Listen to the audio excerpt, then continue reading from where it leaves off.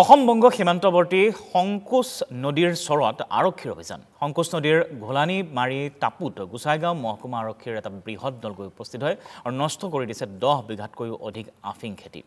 আৰক্ষী, আবকাৰী বিভাগ আৰু কৃষি বিভাগে যৌথভাৱে এই অভিযান মিলি চলাই অভিযান। এটা চক্ৰই গোপনে ইয়াত আফিং খেতি কৰি আহিছিল দীৰ্ঘদিনে। উল্লেখ্য যে 1 কিলোগ্ৰাম আফিঙৰ বজাৰ মূল্য 64 লাখ টকা আৰু সেয়েহে লাভজনক এই খেতি, কিন্তু সমাজৰ বাবে বা পৰিৱেশৰ বাবে অতি ক্ষতিকাৰক আৰু সেয়েহে আৰক্ষীয়ে এনেদৰে ধ্বংস কৰি দিছে এই আফিং খেতি। উচ্ছেদ কৰাৰ লগতে ট্ৰেক্টৰ দি হাল বাই ধ্বংস কৰি দিছে আফিং খেতি এনেদৰে আৰক্ষীয়ে।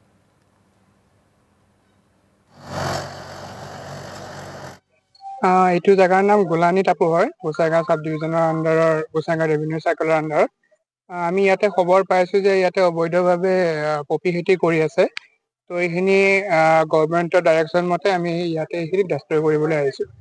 আজি আমি খবৰ এটা পাইছিলোঁ যে আমাৰ গোলানি টাপু বুলি এৰিয়াটোত অবৈধভাৱে এনেকৈ অপিয়ামৰ খেতি কৰি আছে বুলি, আৰু সেই হিচাপে আমি উইথ প্ৰপাৰ পাৰ্মিশ্যন লৈ আজি আমি ইয়ালৈ আহিলোঁ। কাৰণ এইটো ডিষ্ট্ৰাকশ্যন কৰিব লাগিব, যিহেতু এতিয়াতো এইটো মেচিউৰ হৈছে আৰু প্ৰডাকশ্যনৰ টাইম হৈ গৈছে এতিয়া।